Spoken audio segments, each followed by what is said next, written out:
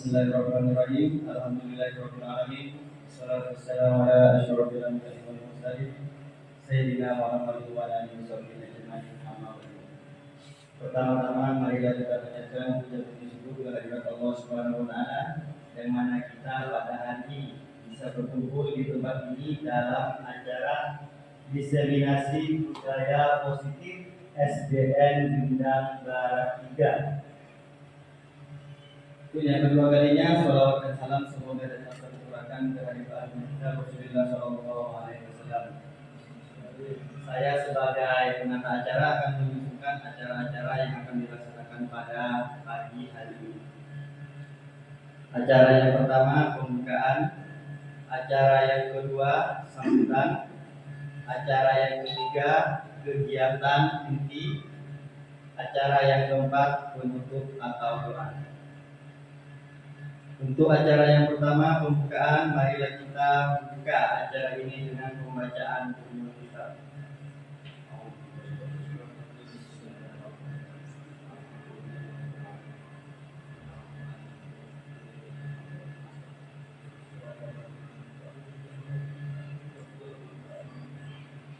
Terima kasih. Untuk acara yang kedua, sambutan dari Bapak Kepala Sekolah SDN Bintang Barat 3, Bapak Ahmad Zangkono SPD. Waktu dan tempat kami persilakan.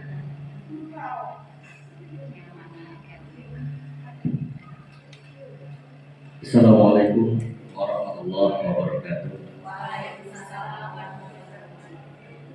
Bismillahirrahmanirrahim. Alhamdulillahirabbil alamin.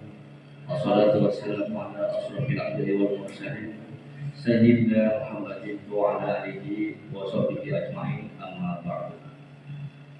Yang saya hormati Ibu Endah Tursia SPD, yang saya hormati semua Dewan Guru SDN Bintang Barat 3 Kecamatan Gayam. Yang pertama, marilah kita panjatkan puja dan syukur kehadirat Allah Subhanahu wa taala yang mana pada pagi hari ini kita bisa berkumpul di ruangan ini, di ruangan SDN Bintang Barat 3 ini dalam rangka acara workshop dari atas nama ini narasumber kami Ibu Endang Tursia, yaitu dengan tema diseminasi budaya positif. Salawat serta salam semoga tetap bertulang limpahkan kepada Tuhan kita Nabi besar Muhammad Sallallahu Alaihi Wasallam. Allahumma sholli ala Muhammad. Bapak Ibu Dewan Guru yang saya hormati, pada pagi hari ini Ibu Endang ini adalah salah satu calon guru penggerak di sekolah kita, yang mana Ibu Endang ini akan menyelesaikan beberapa tugas dengan kurun waktu 9 bulan, yang mana pada pagi hari ini beliau akan menjadi narasumber di sekolah kami ini, yaitu tentang diseminasi budaya positif, yang mana budaya positif ini yang bisa dilakukan di sekolah, di antaranya itu contohnya itu biasanya 5S Bapak Ibu. S itu yang pertama adalah bagaimana anak itu bisa mengucapkan salam, ya, senyum, sapa, sopan, dan yang terakhir adalah santun. Itu biasanya yang diterapkan di sekolah. Untuk itu semoga Ibu Endang ini menjadi contoh kepada Bapak Ibu yang lain supaya bisa juga mengikuti jejak Ibu Endang ini untuk menjadi calon guru penggerak berikutnya. Untuk lebih lanjut nanti ya, sampai sini dulu dari saya, agar nanti acara ini berjalan dengan lancar. Saya langsung serahkan nanti kepada Ibu Endang Tursia SPD. Cukup di sini dulu dari saya, dan acara ini langsung kami buka. Saya Heri, yang mohon maaf. Wassalamualaikum warahmatullahi wabarakatuh. Terima kasih kepada Bapak Ahmad Santono SPD selaku Kepala SDN Bidang Olahraga. Untuk acara yang ketiga, kegiatan inti pemapar materi yang akan disampaikan oleh Ibu Endang Kursia SPD SD. Waktu dan tempat kami persilakan.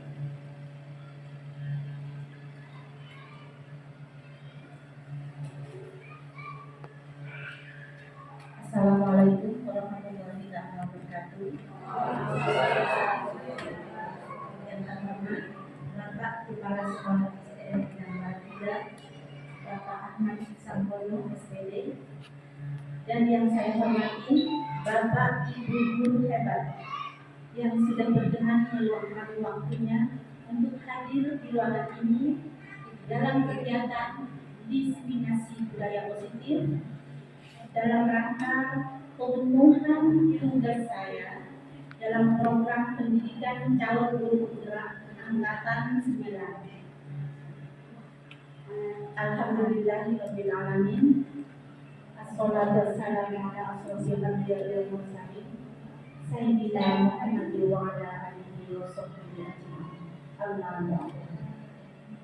Pertama-tama, marilah kita panjatkan puja dan puji syukur alhamdulillah kehadirat Allah Subhanahu wa taala yang telah memberikan kita anugerah yang luar biasa berupa kesehatan dan kesempatan sehingga kita bisa berkumpul pada hari ini dalam keadaan sehat walafiat. Tidak lupa, mari kita curahkan sholawat dan salam kepada junjungan kita Baginda Rasulullah Sallallahu Alaihi Wasallam yang telah membawa kita dari alam kegelapan ke alam terang benderang seperti saat ini. Terima kasih Bapak Ibu. Gimana? Tetap semangat hari ini? Semangat. Alhamdulillah. Seperti yang saya paparkan tadi, kita berada di ruangan ini adalah untuk diseminasi budaya positif. Nah, Bapak Ibu guru, ketika kita mendengar kata budaya positif, apa yang terbayang di benak Bapak dan Ibu guru? Ada yang berkenan memberikan pendapatnya, Bapak Ibu? Ya. Ya. Baik, Bapak Ibu. Nah, di situ apa itu budaya positif? Budaya positif merupakan nilai-nilai, keyakinan-keyakinan, dan kebiasaan-kebiasaan di sekolah yang berpihak pada murid, agar murid dapat berkembang menjadi pribadi yang kritis, penuh hormat, dan bertanggung jawab.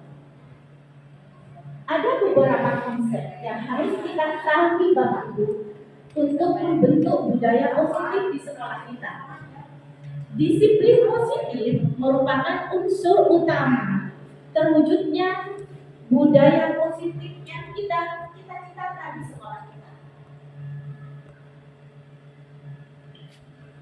Pakar pendidikan kita Stephen R. Covey mengatakan, bila kita ingin membuat kemajuan perlahan, sedikit-sedikit ubahlah sikap atau perilaku Anda. Namun, bila kita ingin memperbaiki cara-cara utama kita, maka kita perlu mengubah kerangka acuan kita. Ubahlah Anda melihat dunia. Bagaimana Anda berpikir tentang manusia? Ubahlah paradigma Anda, skema pemahaman, dan penjelasan aspek-aspek tertentu tentang realitas. Seperti paradigma lama yang sudah kita terapkan, Bapak Ibu pasti sudah menyadari ya, paradigma lama adalah pembelajaran kita berpusat pada guru. Kita menganggap bahwa guru itu adalah satu-satunya sumber ilmu pengetahuan. Kita di sini tidak memikirkan apa kebutuhan murid kita. Yang penting kita mengajar. Benar Bapak Ibu? Ya. Paradigma lama, kita menuntut murid kita untuk belajar dan terus belajar agar mereka bisa mencapai KKM yang sudah disepakati di sekolah. Ya benar Bapak Ibu? Benar sekali Mak. Nah tugas saya di sini adalah melakukan pembebasan pada Bapak Ibu sekalian agar paradigma lama itu bergeser ke paradigma baru. Paradigma yang baru adalah pembelajaran harus berpusat pada murid. Jadi, apa peran kita ini sebagai guru? Peran kita sebagai guru hanya menuntut saja, bukan lagi menuntut seperti paradigma lama. Kita harus menuntut murid sesuai dengan kodratnya masing-masing, karena murid mempunyai kemampuan dan potensi yang berbeda, yang beragam ya Bapak Ibu ya. Untuk menerapkan budaya positif di sekolah, seperti yang diuraikan tadi, memerlukan syarat utamanya adalah disiplin, disiplin positif. Nah, ketika kita mendengar kata disiplin, kira-kira apa makna disiplin itu Bapak Ibu? Ada yang berkenan untuk memberikan pendapatnya Bapak Ibu? Apa itu disiplin?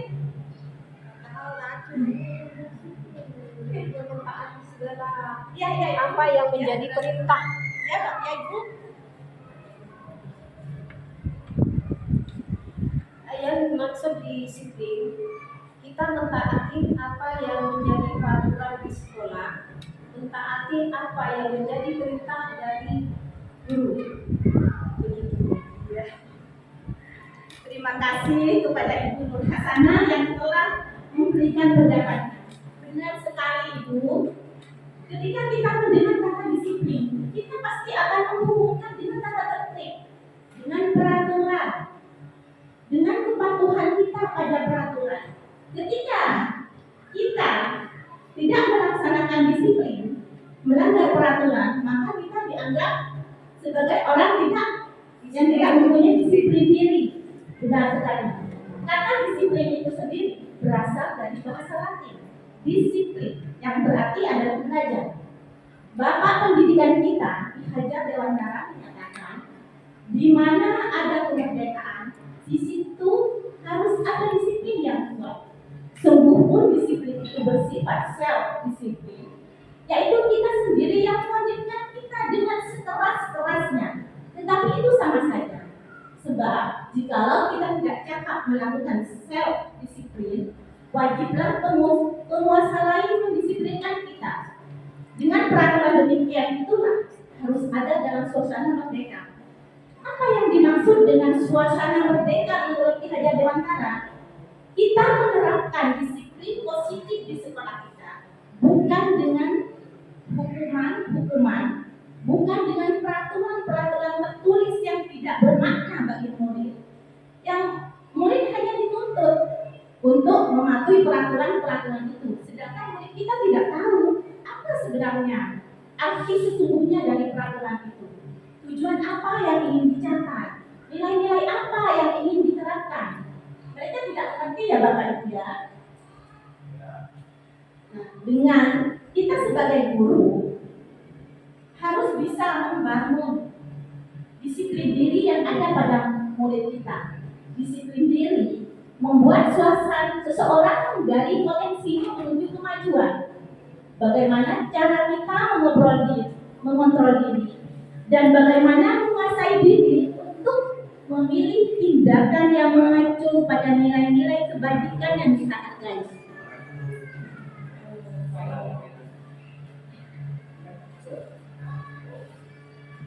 Murid yang memiliki disiplin diri, dia bisa bertanggung jawab atas apa yang dilakukannya, karena setiap tindakan yang mereka lakukan itu atas dasar nilai-nilai kebajikan yang mereka yakini dan mereka hargai.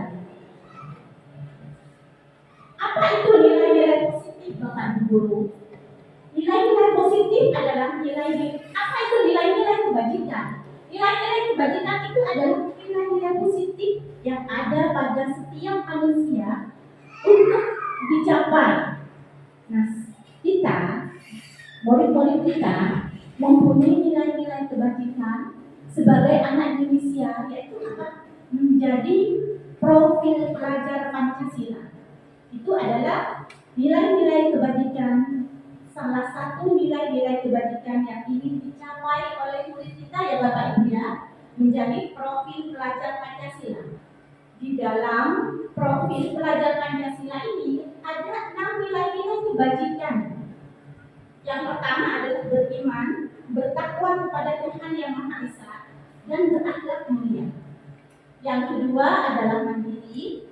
Yang ketiga bernalar kritis. Yang keempat berkebinekaan global. Yang kelima bergotong royong. Dan yang keenam adalah kreatif. Nah, untuk menerapkan nilai-nilai kebajikan itu dibutuhkan motivasi Bapak Ibu. Nah, tugas kita, peran kita sebagai guru, memotivasi murid kita agar murid kita mempunyai motivasi intrinsik.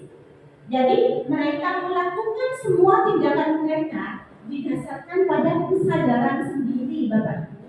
Bukan karena mereka dituntut untuk patuh pada peraturan yang ada di sekolah ini. Bukan karena mereka akan mengalami hukuman jika mereka tidak mematuhi peraturan yang ada. Menurut Diana Kosen, ada 3 motivasi manusia. Yang pertama adalah untuk menghindari ketidaknyamanan atau hukuman. Nah Bapak Ibu, motivasi yang pertama ini adalah motivasi terendah dalam perilaku manusia. Karena apa? Karena murid-murid kita melakukan semua tindakannya karena mereka menghindari ketidaknyamanan, mereka menghindari hukuman, mereka menghindari rasa sakit yang mungkin akan mereka alami baik secara fisik maupun psikis jika mereka melanggar peraturan-peraturan yang ada di sekolah. Motivasi yang kedua adalah untuk mendapatkan imbalan atau penghargaan dari orang lain. Nah, jangankan kita Bapak Ibu, saya yakin Bapak Ibu guru di sini juga pernah melakukan suatu tindakan karena ingin dipuji orang, mendapatkan penghargaan, ataupun karena mendapatkan imbalan. Apa kira-kira Bapak Ibu? Nah, coba sekarang Ibu, pernahkah Ibu melakukan suatu tindakan karena 3 hal ini? Karena ingin mendapatkan imbalan atau penghargaan dari orang lain, ataupun pujian? Silakan ya. Misalnya apa yang Ibu lakukan?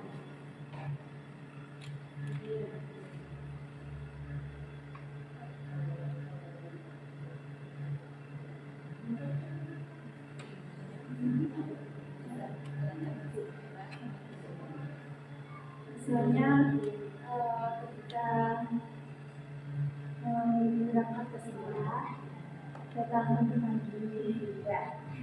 Karena apa Ibu? Untuk agar dicontohkan oleh siswa dan bisa pagi juga. Oh iya. Ya, terima kasih Ibu. Pendapat yang luar biasa, tepuk tangan untuk Ibu. Benar sekali, ternyata Ibu sudah ada motivasi intrinsik dalam diri Ibu. Ibu mengajar di sekolah karena ingin menjadi teladan yang baik bagi murid-muridnya, agar murid-muridnya juga mempunyai disiplin positif dengan hadir tepat waktu di sekolah ya Ibu ya. Ya benar sekali. Kita sebagai guru, kita harus bangun pagi untuk menyiapkan berangkat di sekolah Bapak Ibu. Walaupun sebenarnya kita masih ingin tidur, kita capek, kita masih mengantuk ya Bapak Ibu ya. Tapi karena kita diwajibkan di sekolah, maka kita harus tetap siap-siap berangkat sekolah untuk mengajar murid. Saya yakin Bapak Ibu guru itu ada yang berangkat ke sekolah pagi karena menghindari teguran dari Bapak Kepala Sekolah. Benar Bapak Ibu? Ya? Ya. Ada yang takut mendapat teguran dari Bapak Kepala Sekolah ya. Ada juga yang ingin mendapatkan imbalan. Benar apa tidak? Ayo Pak Tasir. Apakah Bapak itu ke sekolah? Pernahkah ada tersirat dalam pikiran karena ingin mendapatkan imbalan? Silakan Bapak Tasir. Kalau masalah imbalan sih tidak, lebih tepatnya ya seperti ibu katakan, mendapatkan apresiasi sih dari Bapak Kepala Sekolah biasanya. Ya, terima kasih banyak Bapak Tasir. Ternyata Bapak Tasir berangkat ke sekolah juga karena ingin mendapat apresiasi dari Bapak Kepala Sekolah. Berarti motivasi yang terbangun dalam diri Pak Tasir adalah motivasi eksternal. Karena apa? Pak Tasir melakukan tindakan itu karena apresiasi dari Bapak Kepala Sekolah. Beda dengan ibu tadi. Kalau ibu berangkat ke sekolah karena ingin memberikan teladan yang baik bagi murid-muridnya. Itu bedanya ya Bapak Ibu, motivasi intrinsik dan ekstrinsik ya Ibu ya.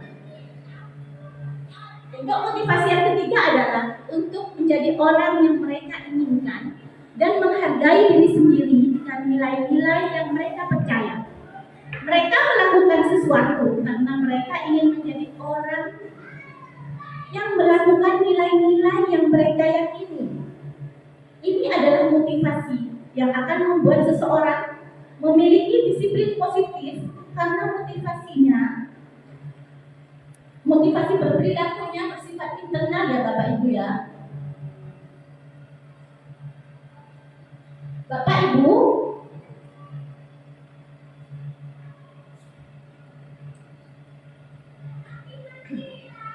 untuk membangun lingkungan yang positif, aman, dan nyaman serta mendukung murid menjadi pribadi yang berdaya, yang mandiri dan bertanggung jawab, maka salah satu yang kita upayakan adalah membangun disiplin positif pada murid. Ki Hajar dalam kutipan Ki Hajar Dewantara, kita ini diibaratkan seorang petani. Seorang petani menanam padi di sawah, maka petani itu harus merawat padi itu dengan memberinya air yang cukup, pupuk yang cukup, memberantas hama yang menyerang padi, memberantas jamur-jamur yang menyerang padi. Nah, itulah kita digambarkan sebagai petani Bapak.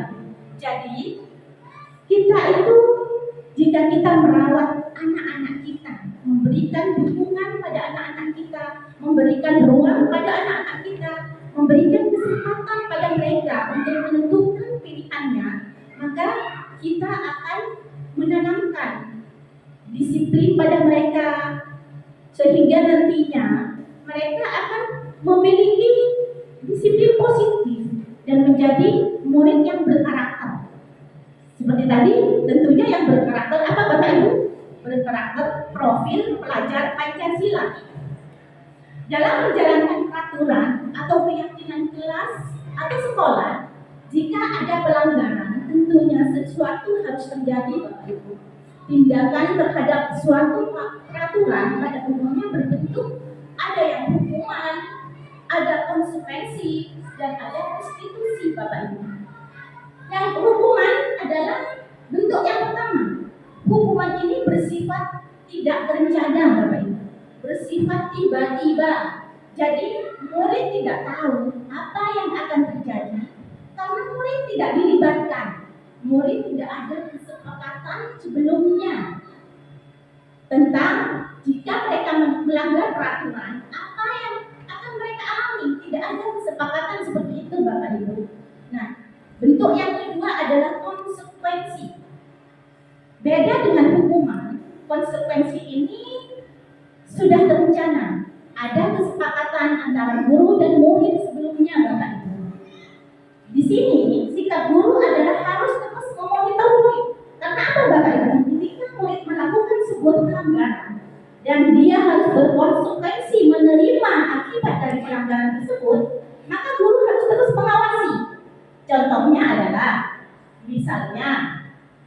dalam kasus Ali. Ali terlambat di sekolah. Dia terlambat 15 menit masuk ke sekolah. Otomatis Ali ketinggalan pelajaran. Ya Bapak Ibu? Ya, Ali ketinggalan pelajaran. Maka konsekuensinya adalah ketika jam istirahat, Ali harus tinggal di kelas untuk mengejar ketertinggalan tersebut. Begitu ya Bapak Ibu? Nah, yang ketiga adalah restitusi.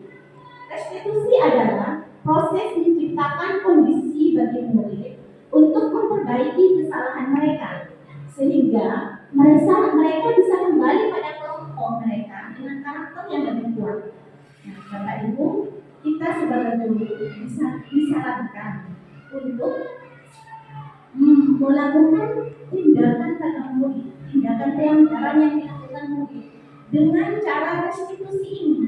Karena cara restitusi ini itu tidak serta-merta menyalahkan jika boleh melakukan kesalahan, akan tetapi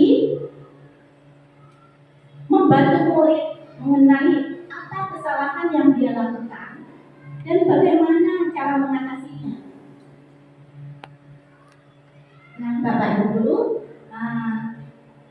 untuk menerapkan nilai-nilai kebajikan tersebut perlu dibentuk adanya keyakinan kelas.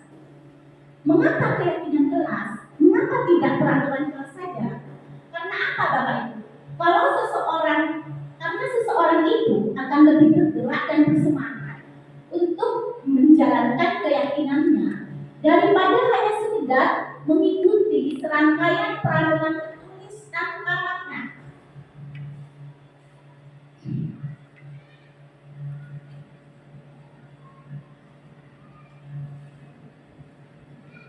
Adapun langkah-langkah menentukan keyakinan kelas adalah yang pertama, keyakinan kelas bersifat abstrak.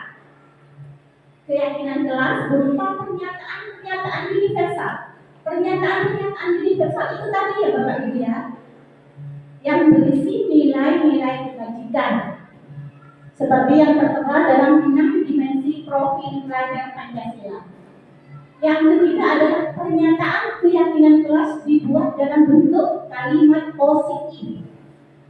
Contoh kalimat negatif, jangan berlari di koridor sekolah. Apa yang menunjukkan kalimat negatif di situ Bapak Ibu?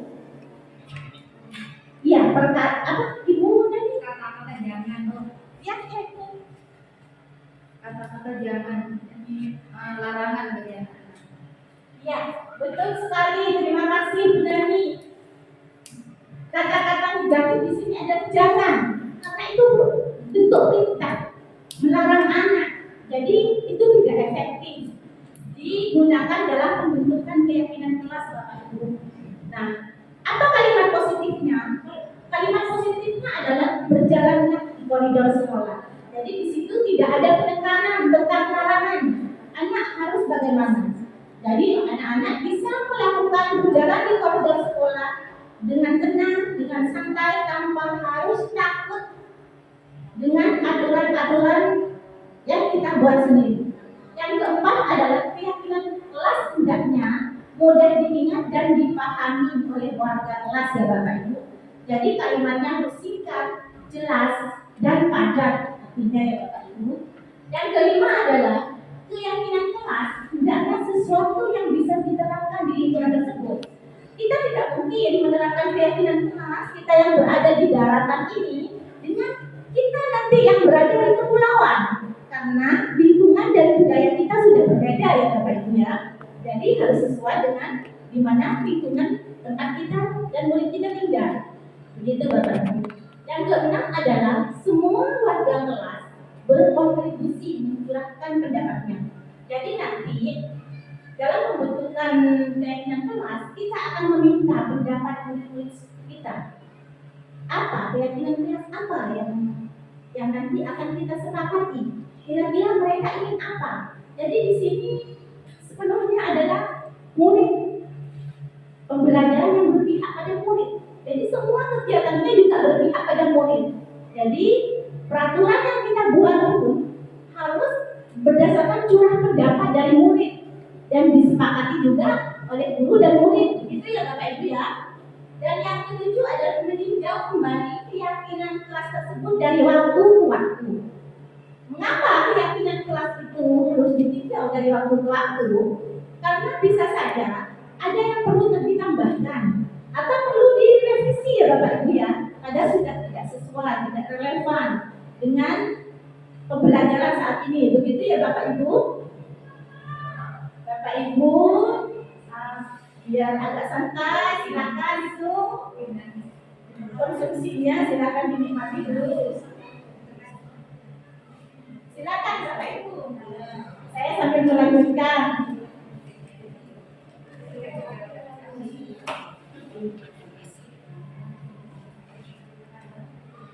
Nah Bapak Ibu, untuk membangun lingkungan yang positif, aman dan nyaman, serta mendukung menjadi pribadi yang berdaya, seimbang, dan bahagia.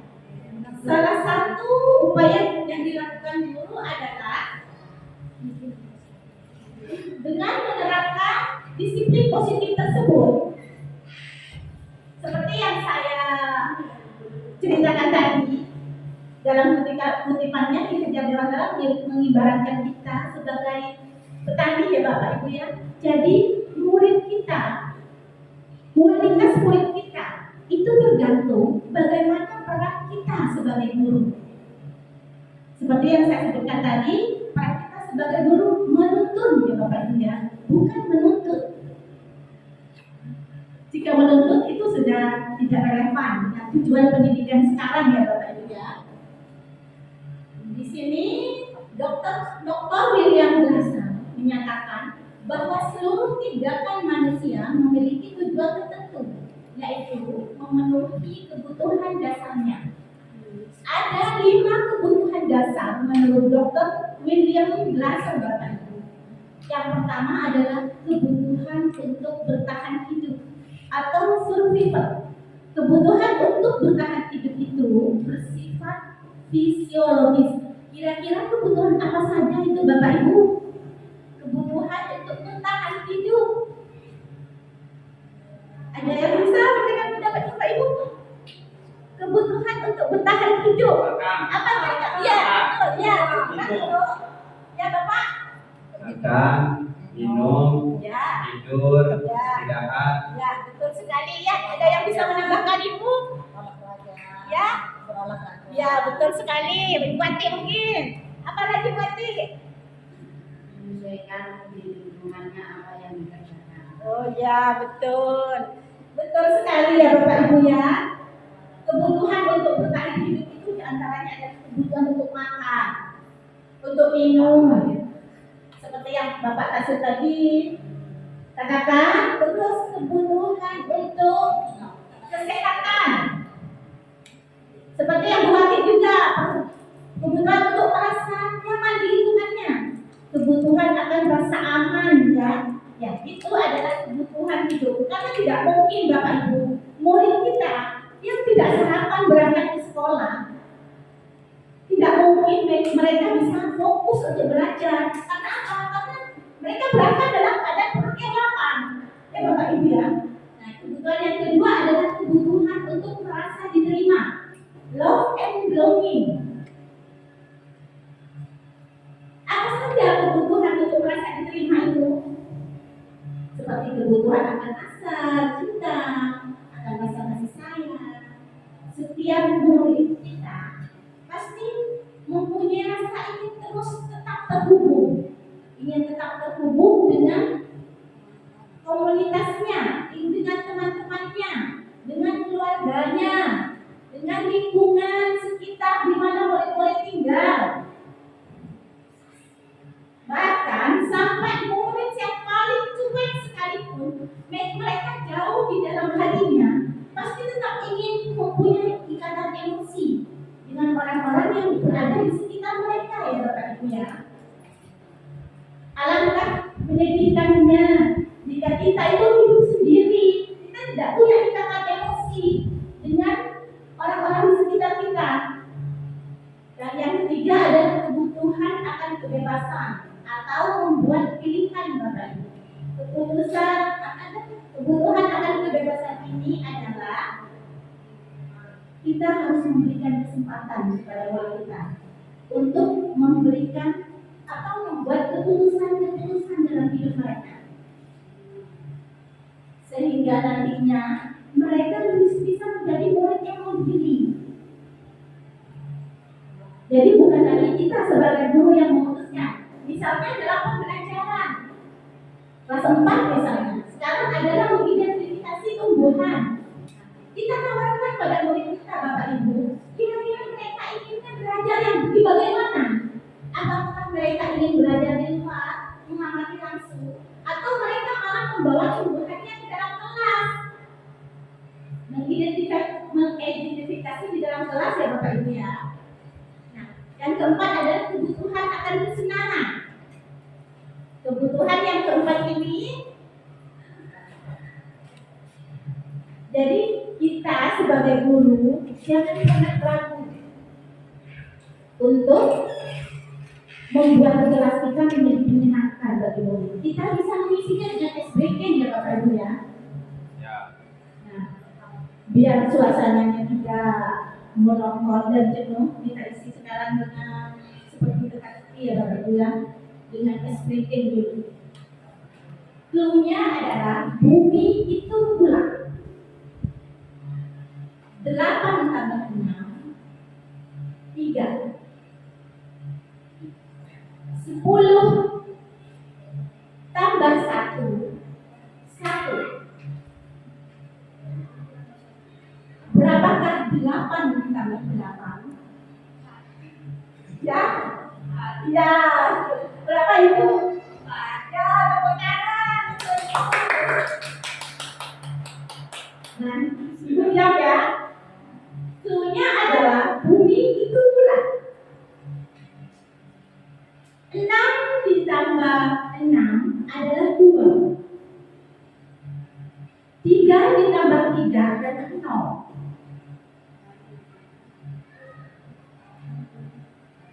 Berapakah 6 ditambah 2? 1. Ya, ya. 1. 1. Ya, yang benar sekali. 6 tambah 3 adalah 1. Nah, caranya. Sepertinya yang lain masih belum paham. Saya ada lagi ya Bu ya? Ya, ada lagi ya. Yang belum paham, caranya. 2 ditambah 9 adalah 1. Berapakah 10 ditambah 10? Ayo. Ya, Ibu. Ya, betul sekali. Ada 1, 2, 3 yang paham. Saya kasih lagi Ibu. 9 tambah 8 adalah 3. Ya, saya lupa begitu, Bapak Ibu. Clue-nya adalah bumi itu bulat. 8 ditambah 8 sama dengan 4. 10 tambah 6 sama dengan 2. Berapakah 100 ditambah 8?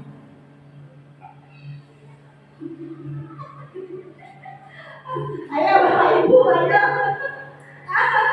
Pak Tasir sudah akan sampaikan. Dari banyak juga. Ayo.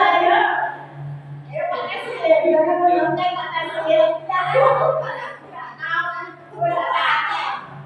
Ya, kamu betul sekali. Gimana dengan bagi? Sudah paham? Belum?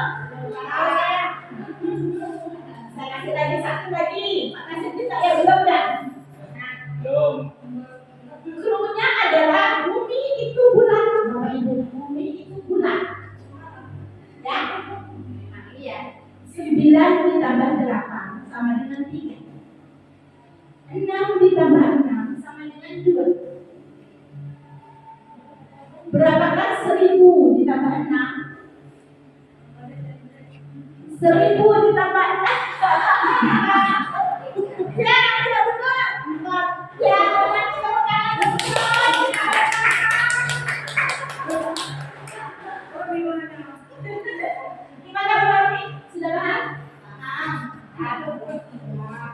Sudah begitu ya Bapak Ibu ya. Kita jangan pernah ragu. Jika kita sudah melihat kita jenuh dalam belajar, kegiatan pembelajaran yang monoton, kita jangan pernah ragu untuk mengisinya dengan eskripsi agar mereka menjadi fresh dan mereka semangat lagi untuk belajar ya Bapak Ibu ya.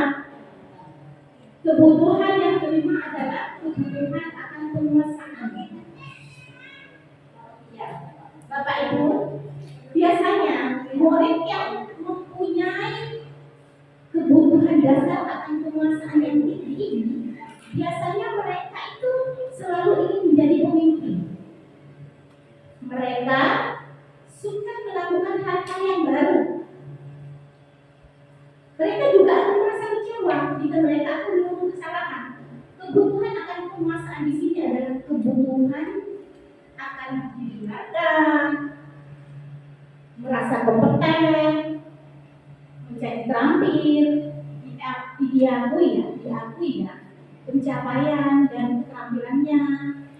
Di sini peran kita sebagai guru harus membimbing murid menjadi pribadi yang berdaya, seimbang dan bahagia, agar nantinya mereka tumbuh menjadi murid yang mempunyai disiplin positif, sehingga mereka bisa akhirnya nanti membentuk menjadi karakter murid yang apa Bapak Ibu?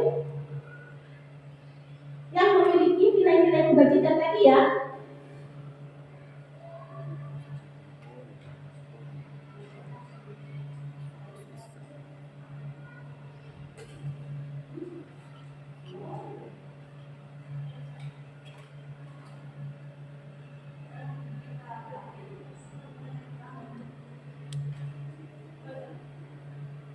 Kita tolong Pak Ali.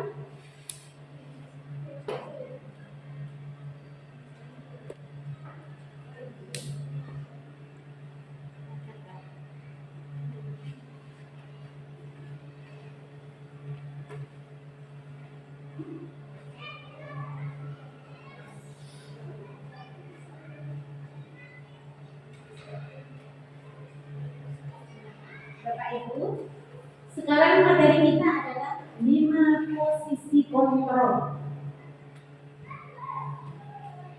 Kita sebagai guru harus memiliki posisi kontrol di sini. Diana dosen mengumumkan bahwa guru perlu meninjau kembali penerapan disiplin di dalam ruang kelas mereka selama ini. Apakah telah efektif? Apakah berpusat pada murid? Memerdekakan dan memandirikan murid. Ada 5 posisi kontrol menurut dosen Bapak Ibu ya. Yang pertama adalah posisi penghukum. Sikap posisi penghukum, nada suara tinggi. Ada bahasa tubuh yang mereka tunjukkan, misalnya dengan mata melongot, menghardik, menunjuk-nunjuk. Saya yakin Bapak Ibu di sini tidak ada yang menempatkan posisinya pada posisi kontrol yang pertama ini ya Bapak Ibu ya. Karena sekarang sudah tidak nyaman, guru itu menghardik, melotot sudah tidak nyaman ya. Nah, posisi kontrol di sini seorang penghukum bisa menggunakan umpan fisik maupun verbal. Guru yang menerapkan posisi penghukum akan berkata, patuhi aturan saya. Awas jika kamu melanggar. Kamu selalu salah. Kamu selalu saja terlambat. Apa dampaknya bagi murid jika guru menggunakan posisi kontrol pada posisi penghukum ini Bapak Ibu? Murid akan menjadi marah. Dia akan menjadi pendendam. Identitas yang dicapai adalah identitas gagal.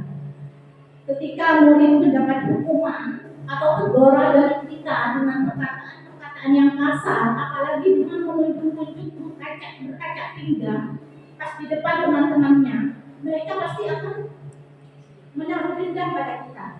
Dan rasa sakit itu akan terjadi dalam jangka waktu panjang, atau mungkin tidak akan pernah hilang dalam hidup mereka. Selamanya mereka akan terus mengingat peristiwa waktu dihardik sama gurunya ya. Jadi posisi ini tidak relevan digunakan pada kegiatan pembelajaran saat ini ya Bapak Ibu ya. Posisi kontrol yang kedua adalah posisi membuat merasa bersalah. Apa sikap yang ditunjukkan oleh guru pada posisi membuat merasa bersalah ini? Suara cenderung lembut, tenang, namun kata-katanya menyalahkan murid. Guru akan menyatakan hal-hal yang merasa bahwa kesalahan itu ada pada murid, membuat guru menderita. Dampak apa? Oh ya, ini Bapak Ibu, saya akan berikan contoh kata-kata yang dikeluarkan oleh guru dalam posisi membuat merasa bersalah. Misalnya, kasus Ali yang selalu datang terlambat di sekolah ya Bapak Ibu ya. Ali, mengapa kamu selalu datang terlambat ke sekolah? Saya jawab sama Ali, karena saya bangunnya kesiangan Bu Guru. Apakah kamu tidak bisa bangun lebih pagi? Aduh Ali, kamu ini, apa kamu tidak kasihan sama ibu? Ibu kan bisa dipanggil kepala sekolah, ibu nanti dituntut sama kepala sekolah. Ibu dianggap tidak bisa membina kamu Ali. Begitu ya kira-kira kata-kata yang dikatakan oleh seorang guru yang berada pada posisi kontrol kedua, posisi membuat merasa bersalah. Apa dampaknya bagi murid Bapak Ibu? Murid akan bergantung pada satu orang, faktor ketergantungan. Murid tidak mandiri dan tidak bisa berpikir untuk dirinya sendiri Bapak Ibu. Mereka bisa saja berperilaku baik hanya kepada orang-orang tertentu saja. Karena apa? Karena motivasi yang timbul dalam diri mereka adalah motivasi eksternal ya Bapak Ibu ya. Posisi yang ketiga adalah posisi teman. Posisi teman, oh iya Bapak Ibu, tadi pada posisi membuat merasa bersalah, dampak pada posisi itu adalah membuat murid merasa bersalah ya Bapak Ibu ya. Nah, memandang buruk dirinya, merasa tidak berharga, merasa tidak sanggup membahagiakan orang lain. Mereka akan rendah diri atau bahkan mungkin menarik diri dari lingkungannya Bapak Ibu ya. Identitas yang dihasilkan di sini adalah identitas gagal. Posisi yang ketiga adalah posisi teman. Posisi teman di sini adalah suara guru akrab, ramah, cenderung bersenda gurau untuk menghangatkan suasana agar suasana tetap santai. Murid akan merasa senang, aman, dan akrab dengan guru. Yang tercipta adalah identitas sukses atau berhasil ya Bapak Ibu. Kata-kata yang digunakan oleh guru dalam posisi teman ini kira-kira seperti ini Bapak Ibu. Aduh Ali, kenapa nak kamu terlambat lagi? Lain kali bangunnya harus lebih awal ya nak ya, agar kamu tidak terlambat lagi. Apakah kamu mau melakukannya Ali? Tanya. Ayolah Ali, lakukan demi ibu. Begitu ya kira-kira ya Bapak Ibu ya. Apa dampaknya bagi murid? Murid akan bergantung pada satu orang, faktor ketergantungan. Murid tidak mandiri dan tidak bisa berpikir untuk dirinya sendiri. Jadi kalau dalam posisi teman ini, murid hanya akan berperilaku baik pada orang-orang tertentu saja. Karena motivasi yang ada dalam diri murid adalah motivasi eksternal ya Bapak Ibu ya. Nah, posisi pemantau. Pada posisi pemantau atau monitor ini, biasanya seorang pemantau akan bersuara datar, tidak emosional, tidak bersenda gurau, ataupun menggunakan nada tinggi, menunjukkan bahasa tubuh dan ekspresi yang datar dan cenderung formal. Tercipta identitas diri positif atau berhasil. Pemantau perlu senantiasa memantau murid. Saat murid diberikan konsekuensi atas kesalahan yang mereka lakukan. Bagaimana? Apa kata-kata yang dikatakan oleh seorang pemantau? Apakah Bapak Ibu ada yang bisa misalnya kata-kata apa yang diucapkan oleh seorang pemantau? Ada yang bisa memberikan pendapatnya Bapak Ibu? Ya? Pak Roni mungkin? Oh, ya.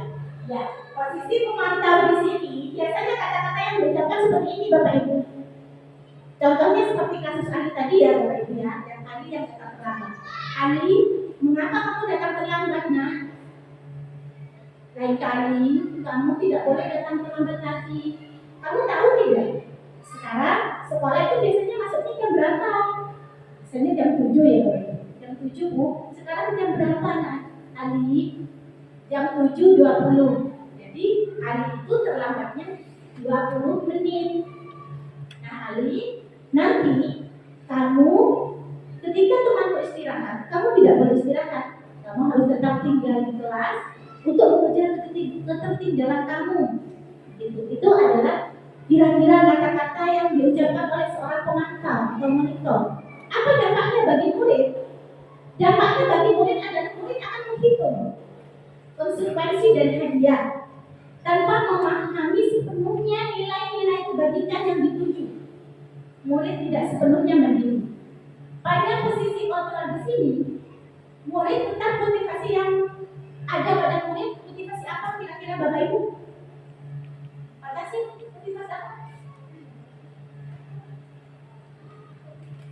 Ya, motivasi eksternal Bapak Ibu ya.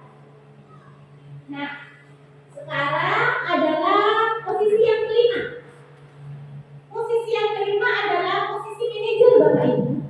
Biasanya suara yang ditunjukkan oleh posisi manajer ini netral, tidak emosional, tidak terlalu ramah, dan tidak bernada tinggi. Tercipta identitas positif atau berhasil. Guru akan dengan tulus mengajukan pertanyaan-pertanyaan bermakna agar membuka pikiran murid. Guru membimbing murid untuk memecahkan masalahnya sendiri secara mandiri. Nah, Bapak Ibu, posisi manajer ini adalah posisi yang dianjurkan untuk kita sebagai guru untuk membimbing murid. Karena di sini kita membimbing murid dengan menunjukkan kesalahan yang dilakukan murid dan membiarkan murid sendiri untuk mencari solusi atas permasalahan yang terjadi, Bapak Ibu ya. Apa dampak dalam posisi ini? Murid menjadi mandiri, murid percaya diri dan dapat memecahkan masalahnya sendiri. Nah, sekarang kita sampai pada materi terakhir Bapak Ibu. Materi segitiga restitusi. Apa itu segitiga restitusi Bapak Ibu? Segitiga restitusi adalah suatu proses dialog yang dijalankan oleh guru atau orang tua agar dapat menghasilkan murid yang mandiri dan bertanggung jawab. Dengan menerapkan segitiga restitusi ini, diharapkan yang pertama, murid menjadi kuat secara pribadi. Yang kedua, membuka wawasan murid agar dapat menyelesaikan permasalahannya sendiri. Yang ketiga, murid semakin percaya diri, mandiri, dan merdeka ya Bapak Ibu ya. Saat guru berada di posisi manajer, aspek yang dikembangkan pada murid adalah motivasi intrinsik, sehingga penanaman nilai-nilai kebajikan dapat tumbuh dan berkembang menjadi kebiasaan-kebiasaan positif yang pada akhirnya nanti akan membentuk murid menjadi pribadi yang berkarakter Bapak Ibu.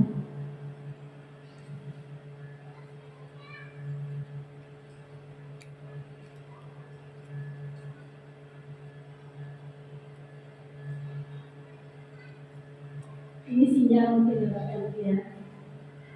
Baik Bapak Ibu.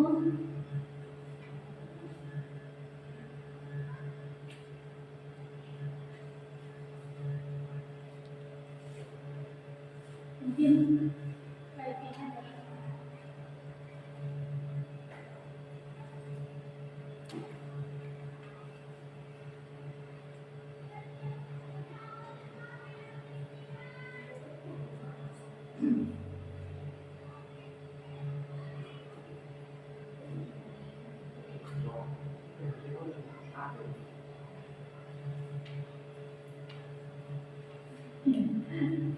ini generasinya Bapak Ibu.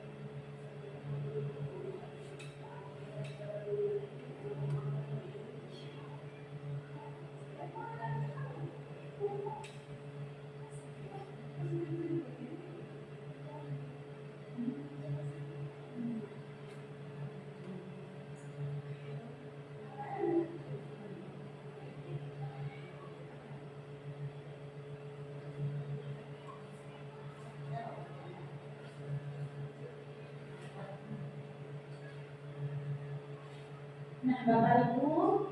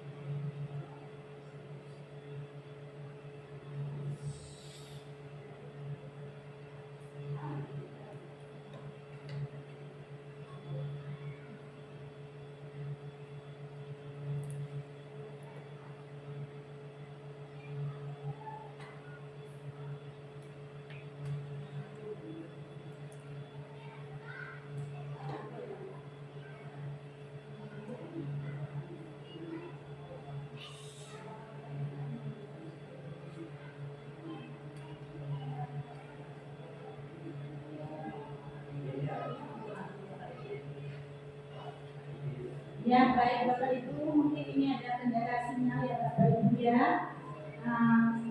Saya akan memaparkan 3 langkah dalam segitiga restitusi.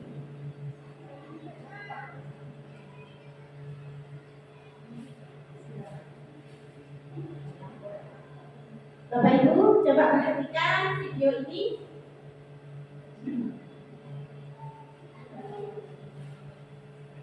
Perhatikan Bapak Ibu, video ini adalah langkah-langkah segitiga restitusi yang saya lakukan.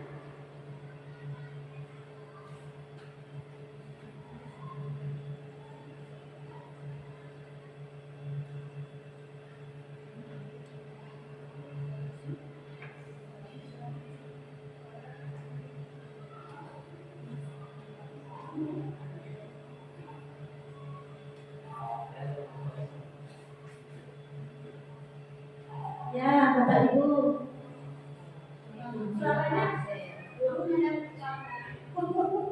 Suaranya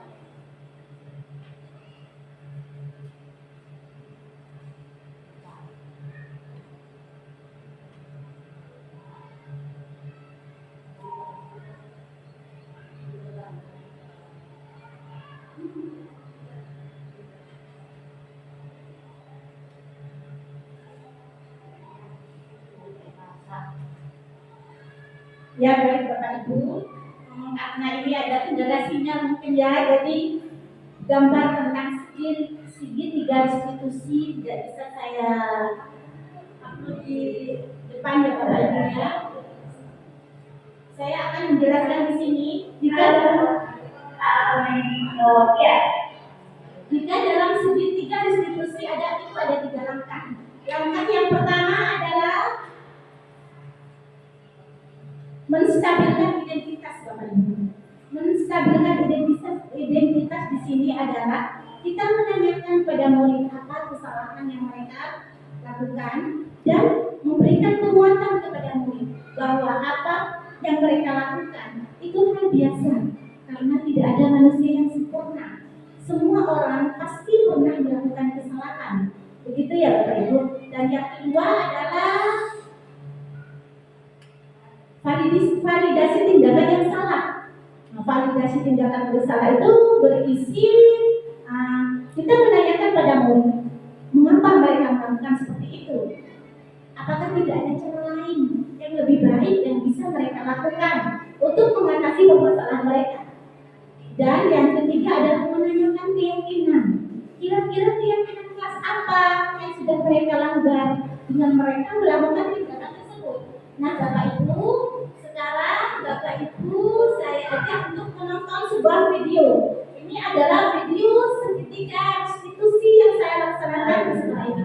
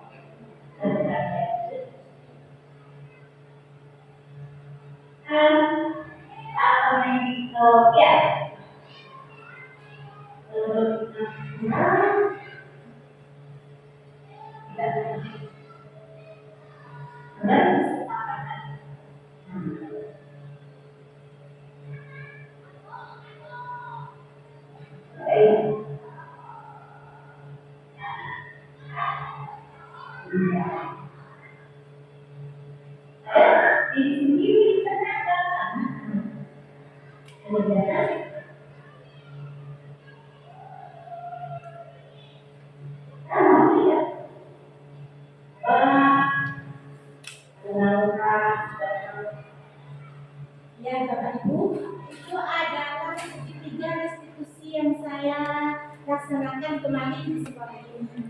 Itu ada murid saya yang bernama Naura. Saya panggil karena Naura tidak mengerjakan PR, Bapak Ibu. Sekali-kali kita di sini, di situ di dalam video itu saya menanyakan pada Naura, mengapa Naura tidak mengerjakan PR. Nah, Naura mengatakan kalau dia tidak mengerjakan PR karena asyik menonton TikTok, Bapak Ibu. Jadi saya bilang validasi tindakan. Apa saya bilang menstabilkan identitas di situ dengan mengatakan tidak apa-apa Naura. Dulu waktu ibu sekolah, waktu ibu masih kecil, ibu juga kadang lupa tidak mengerjakan PR. Itu hal biasa. Itu tidak ingin mencari mengapa apa kesalahan Naura, tidak, tapi lebih kepada bagaimana mengatasi masalah itu agar Naura tidak lupa lagi mengerjakan PR. Nah, Bapak Ibu, validasi tindakan yang salah di situ. Saya menanyakan pada Naura, mengapa dia tidak mengerjakan PR tadi ya Bapak Ibu ya? Tidak bisa dipaksa itu sinyalnya Bapak Ibu.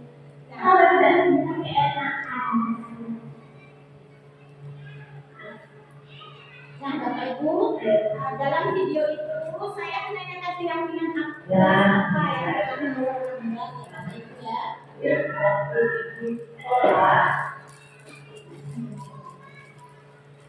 Jadi di situ Naura berjanji tidak akan lupa lagi. Di situ saya menanyakan juga, misalnya Naura lupa lagi untuk mengerjakan PR, kira-kira siapa yang bisa mengingatkan Naura? Naura bilang ada Bude, ada Umi, dan juga ada Masnya, Mas Sugi yang bisa mengingatkan Naura untuk mengerjakan PR-nya lagi. Nah, Bapak Ibu, materi kita selesai. Semoga apa yang saya paparkan dari tadi semoga bermanfaat untuk Bapak Ibu sekalian. Dan harapan saya, semoga apa yang saya paparkan tadi bisa memotivasi Bapak dan Ibu agar bisa menerapkan budaya positif di sekolah kita dengan menanamkan kebiasaan positif kepada murid-murid kita ya Bapak Ibu ya. Sebagai pemateri, jika ada kata dan sikap yang kurang baik, saya meminta maaf yang sebesar-besarnya kepada Bapak Ibu sekalian. Saya akhiri, wabillahi taufiq wal hidayah. Wassalamualaikum warahmatullahi wabarakatuh. Terima kasih kepada Ibu Ena Lucia SPDSP yang sudah menyampaikan materi tentang budaya positif. Semoga kita semua bisa mengambil pelajaran dari penyampaian materi tersebut. Untuk acara yang terakhir, acara doa yang akan disampaikan oleh Bapak Muhammad Tasir SPDI. Padanya kami persilakan.